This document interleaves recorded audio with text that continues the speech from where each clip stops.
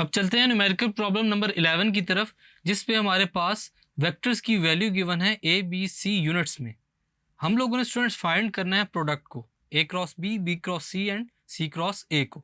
आइए इसको डिस्क्राइब करते हैं वेरी केयरफुली। गिवन डाटा में हम लोग लिखेंगे स्टूडेंट्स, ए जो है हमारे पास वेक्टर, उसका 4 यूनिट लेंथ जो क्राइटेरिया है हमारे पास नॉर्थ की तरफ वो गिवन है। बी वेक्टर के लिए 3 यूनिट्स अलोंग वेस्ट, सी के लिए 8 यूनिट्स अलोंग ईस्ट। ये हमारे पास vectors with the units given है। फाइंड हम लोगों ने करना है स्टूडेंट्स क्रॉस प्रोडक्ट को, a cross b, a cross c, b cross c. Formula हम लोग यहाँ पर जो अप्लाई करेंगे स्टूडेंट्स वो लिख लेते हैं। A cross b is equal to a b sine theta with unit vector, a cross c a c sine of theta and unit vector, b cross c is equal to b c sine of theta and unit vector. Solve करते हैं solution की तरफ बढ़ते हुए। सबसे पहला जो हमारे पास क्रॉस प्रोडक्ट है स्टूडेंट्स ए क्रॉस बी, उसके लिए हम लोग एक कंडीशन देखते हैं कि vector A is along north and vector B is along west, दोनों की डायरेक्शंस चेंज है, तो ये दोनों आपस में क्या होंगे students, perpendicular. Vector A and B are perpendicular because both of the vectors have different directions. So a cross b will be equal to ab sine of theta n. A cross b will be equal to 4 cross 3 sine of perpendicular.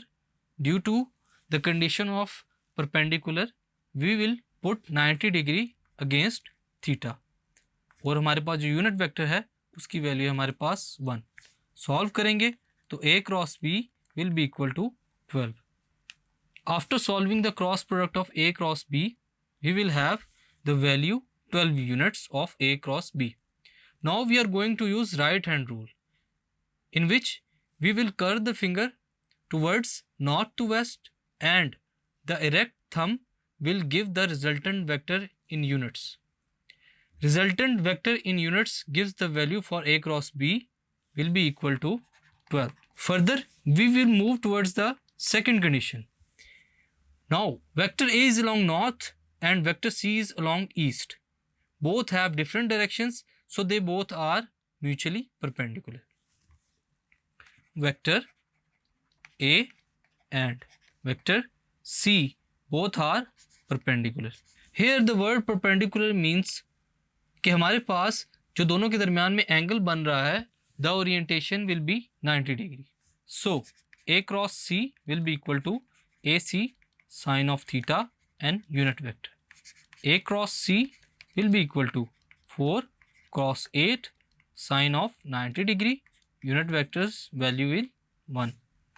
A cross c will be equal to 32 units. Hence the resultant vector is 32 units along normal to the xy plane. Resultant vector is 32 units along normal to xy plane. Now further we will move towards the third condition. Vector b is along west and vector c is along east, so that they are anti-parallel. Vector b and c are anti-parallel. Anti-parallel means theta will have the value 180 degree. So b cross c will be equal to ac sine of theta and unit vector. B cross c will be equal to 3 cross 8 sine of 180 degree and unit vector की value है 1. So b cross c will be equal to 32 multiplied by 0. Sine 180 degree हमारे पास 0 होता है, तो b cross c की value हमारे पास क्या आ जाएगी, 0 यूनिट्स में। Hence the resultant vector is 0 unit. So students, इस क्वेश्चन के अंदर जो हमारे पास गिवन प्रोडक्ट्स है a cross B cross C and c cross A, तीनों को हम लोगों ने यूनिट्स में फाइंड किया। along with the directions. Thank you.